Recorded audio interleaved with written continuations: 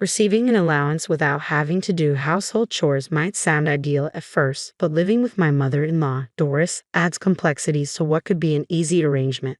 As a 34-year-old web designer, I've adjusted to the ups and downs of freelancing, but Doris's constant sarcasm often dims the perks of this lifestyle. My husband, Bobby, and I face various challenges living with her, mostly because of our differing views on work and home responsibilities. After getting married, I transitioned from a corporate job to freelancing, a change that was well received by my former employer and myself. It's allowed me to maintain a steady stream of projects with familiar clients, freed me from daily commutes, and given me more time to focus on our home. Despite the benefits and Bobby's supportive attitude, Doris clings to her traditional beliefs about marriage and the role of a wife. In her mind, a wife should primarily be a homemaker, and she regularly makes her views known, dismissing the idea of modern shared responsibilities between spouses. To Doris, my freelance work seems insignificant, and she believes it doesn't contribute meaningfully to the household finances. I try my best to balance my web design projects with household chores when I have free time. But no matter what I do, Doris's opinions remain unchanged. Her dissatisfaction seems to stem from the contrast between my contemporary approach to work-life balance and her more traditional expectations. She likely views me as an outsider disrupting her family dynamic, especially since she's grown more reliant on Bobby since his father passed away 4 years ago. We live in the home Bobby's father purchased, which Doris now owns outright, thanks to life insurance settling the mortgage. This house serves as the backdrop for our intergenerational tensions, and navigating daily life here means managing conflicting perspectives while trying to respect both the old and new ways of family life. Despite the occasional tensions, the house, with its thoughtful design, comfortably accommodates our small family and provides me with the perfect workspace. It also doubles as a popular gathering spot for Doris's friends, many of whom have lived in the neighborhood for over 25 years. When they visit, the atmosphere shifts, and I often find myself playing the role of a gracious hostess, serving coffee and sweets as the group chats. Inevitably, their conversations drift toward sharing grievances about their daughters-in-law, a recurring topic of discussion. I sometimes find myself chuckling as Doris and her friends swap stories about their daughters-in-law. One tale that always gets a reaction is about a daughter-in-law who frequently flees to her parents' home after minor disagreements, sometimes staying away for nearly half the year. They label her as financially reckless, shaking their heads as they recount how her behavior has left their sons bewildered and even brought debt collectors to their doors. These discussions, which often take place near my workspace, sometimes turn into a sort of informal competition, each woman trying to outdo the others with stories of their troublesome daughters-in-law. Praises for daughters-in-law are rare in these sessions. However, on the rare occasion that one is commended for efficiently managing the household while holding down a job, Doris's reaction is always the same: sour. She dismisses such efforts with a casual wave of her hand, reducing my own freelance work to nothing more than a side gig. Even as the room fills with laughter, the blend of humor and critique reveals a lot about the generational divide in values and expectations surrounding family roles. These moments make it clear just how challenging it can be to reconcile traditional views with modern family dynamics.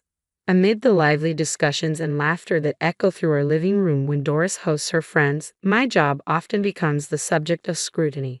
Doris loudly questions the value of my work, openly wondering how much I actually make. This shift in the conversation inevitably leads to a discussion of the spending habits of daughters-in-law, with sharp contrasts drawn between their spending and the old-fashioned belief that the husband's income should be the family's primary support. The room always bursts into laughter, finding humor in the seemingly outdated nature of such expectations, even as these beliefs still linger in the background. I often feel overwhelmed by the repetitive stories and outdated views expressed during Doris's gatherings. To cope, I slip on my headphones and try to drown out the constant undercurrent of belittlement aimed at modern daughters-in-law, myself included. One evening at a family dinner, when Bobby suggested buying a new car, Doris immediately questioned why he needed my approval for such a decision. Despite Bobby's efforts to explain that we make major decisions together as a family, Doris insisted that since he had the driver's license, he should choose whatever car he wanted without my input. Caught in this tug-of-war, I tactfully deferred the decision back to him, a moment that perfectly encapsulated the complex dynamics at play in our household.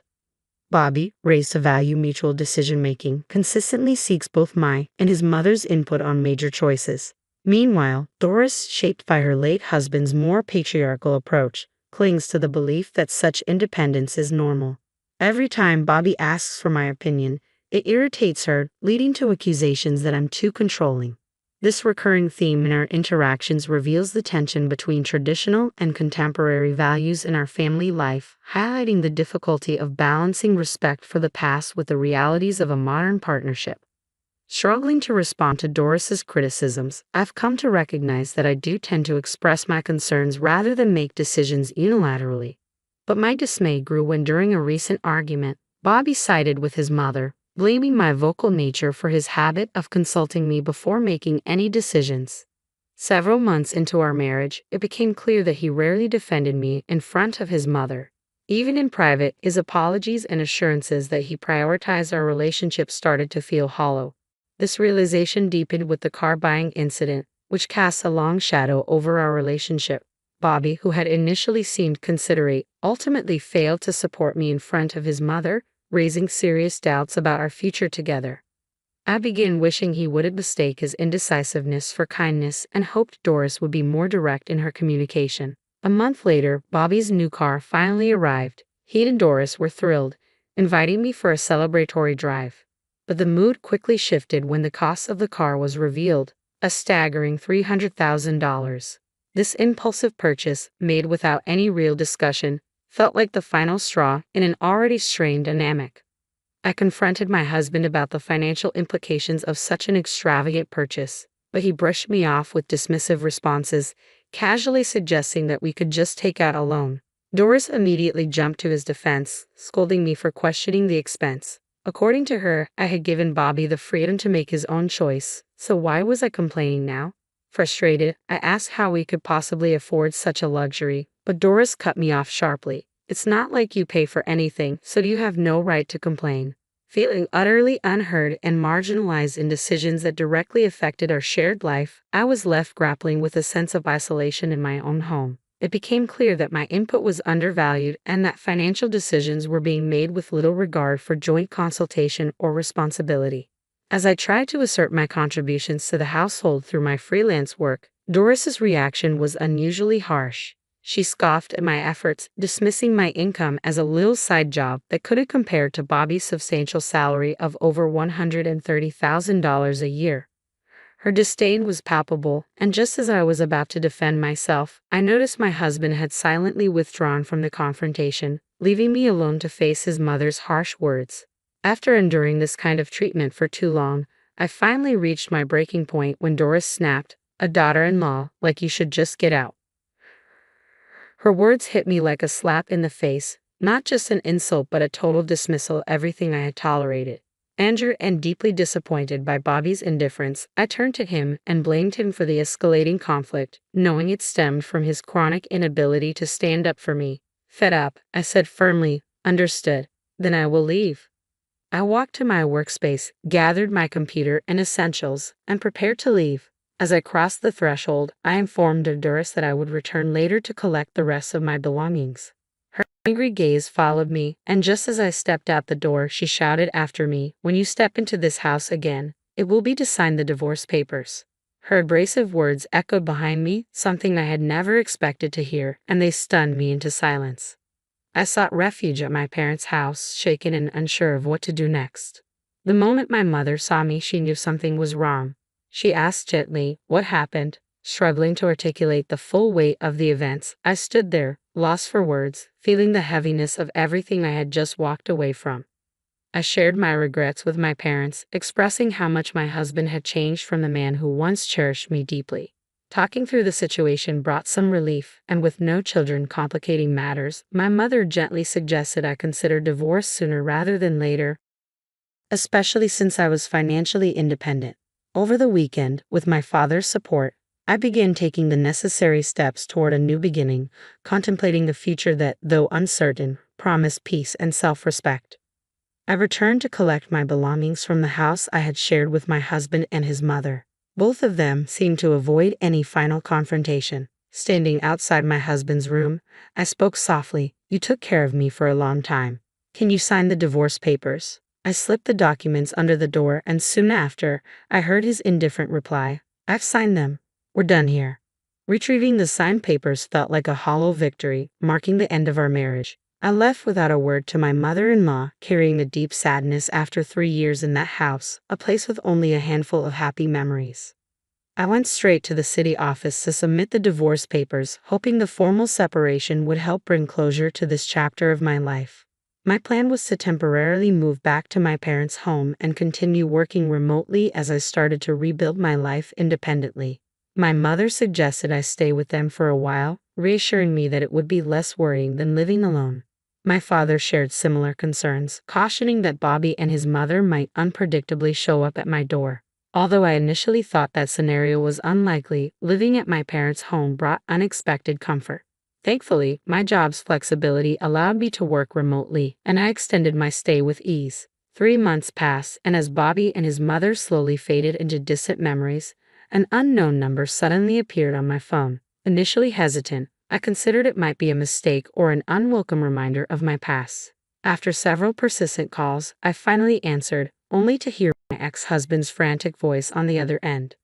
"Why didn't you answer the phone earlier?" he asked, sounding confused and somewhat panicked. Prepared to end the conversation quickly, I calmly replied, "There's no reason for us to communicate anymore," making it clear that I had moved on and had no interest in reopening old wounds. I was about to hang up, but his next question caught me off guard. "Wait a minute, why isn't my smartphone working?" he inquired. With little interest, I suggested he contact the phone company, but then a thought struck me. I asked if he had been making regular deposits into the joint bank account we used to share. Previously, we both contributed to this account, my steady salary along with his more variable income from selling health products, which was often insufficient due to its performance-based nature. Normally, I topped up the account at the end of each month, but for the last 4 months, only his contributions had been made. It dawned on me that I had left in the middle of the month, and the payments for the new car loan might have already begun. My ex-husband fell silent as the realization hit him. Calmly, I stated, "I've been managing our household expenses with my income until now.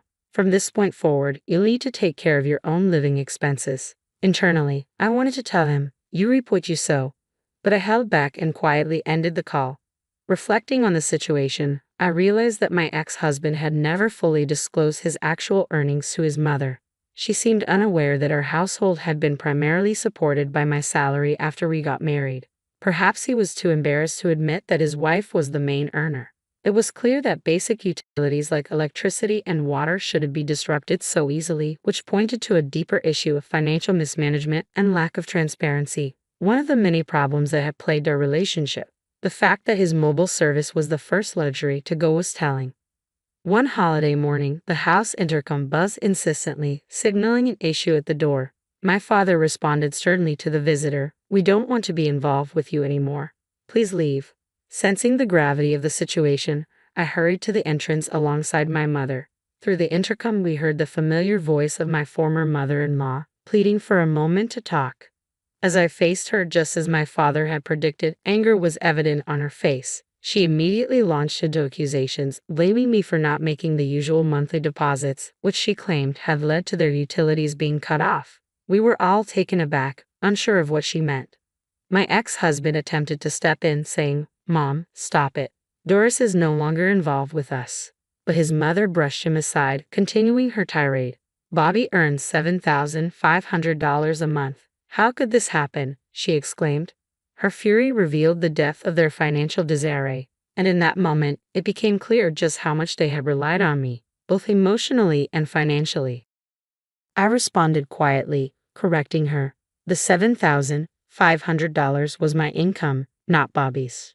Shocked by this revelation, she turned to my ex-husband, who reluctantly admitted that his actual take-home pay was far less.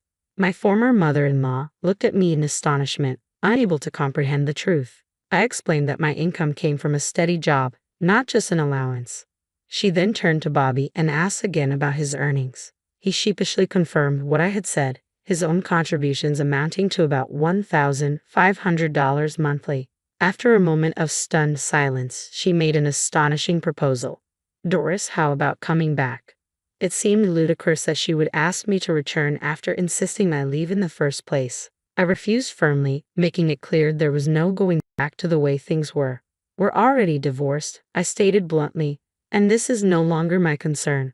Despite my clear refusal, she persisted, insisting that everything could be resolved if I'd just reconciled with Bobby. My father, growing increasingly impatient, spoke in a forceful tone. "Leave now," he demanded, "or I'll call the police." They left in a hurry, almost stumbling as they exited, my father sternly warning them never to set foot in our home again.